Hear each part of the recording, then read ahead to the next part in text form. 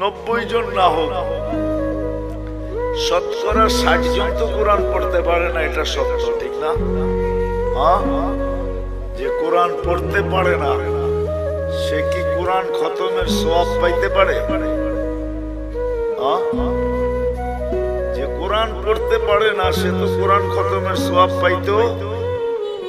পাওয়াটা সম্ভব না, কেন কোরআনই তো পড়তে পারে না, খতমের সওয়াব কোত্থেকে পাবে?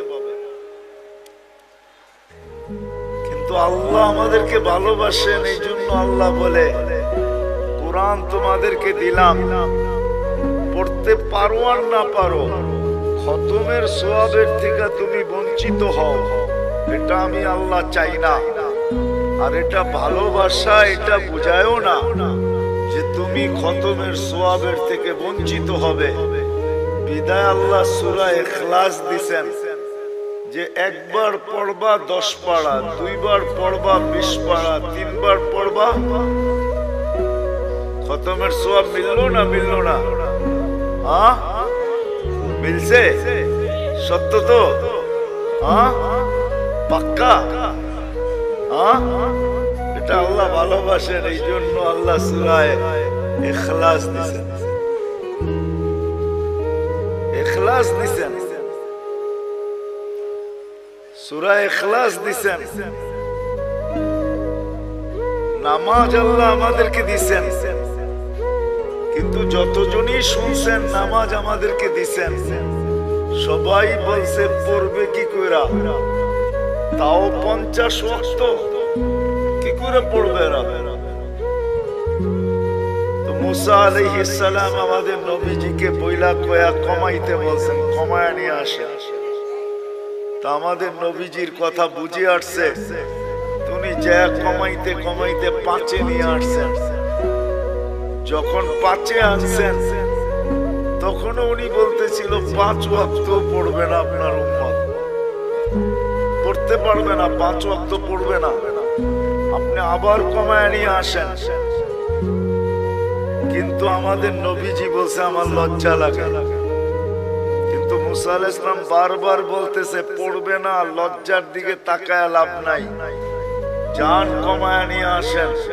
আপনার উম্মত 5 ওয়াক্ত পড়তে পারবে না, আমি তো 2 ওয়াক্ত পড়াইতে পারি নাই, আপনার উম্মত 5 ওয়াক্ত পড়বে কি করে? কমায় নিয়ে আসেন। আল্লাহ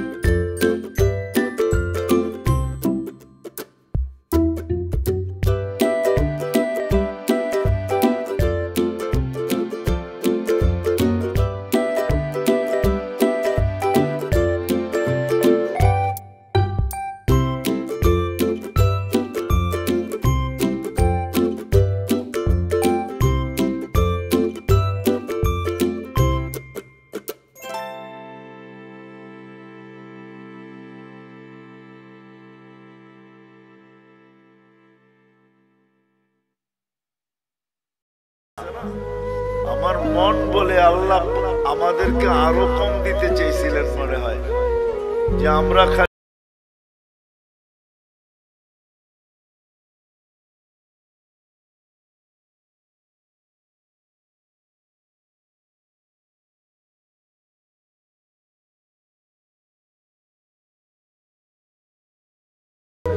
বারবার বলছেন তোমাদের বয়স কম কম কম কম, কম।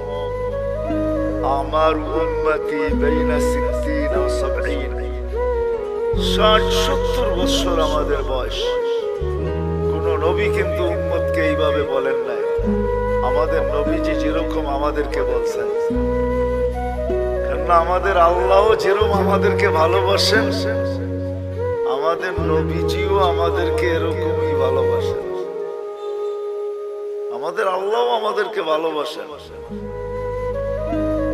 এরকম ভালোবাসেন যে কোনো উম্মতকে ভালোবাসেন।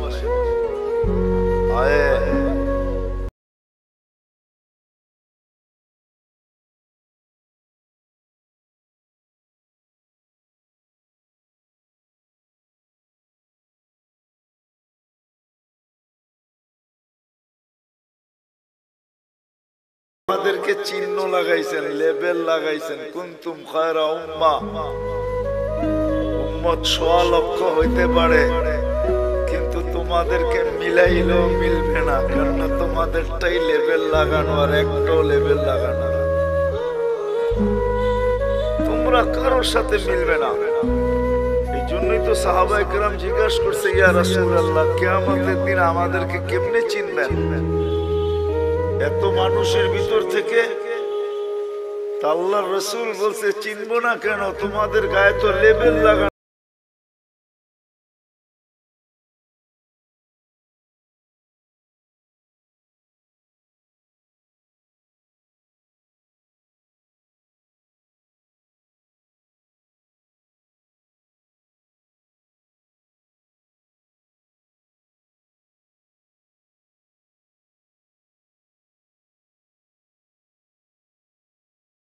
তার ভিতর থেকে যদি একটা ঘোড়া সাদা হয়, বা এতটুক জায়গা যদি তার সাদা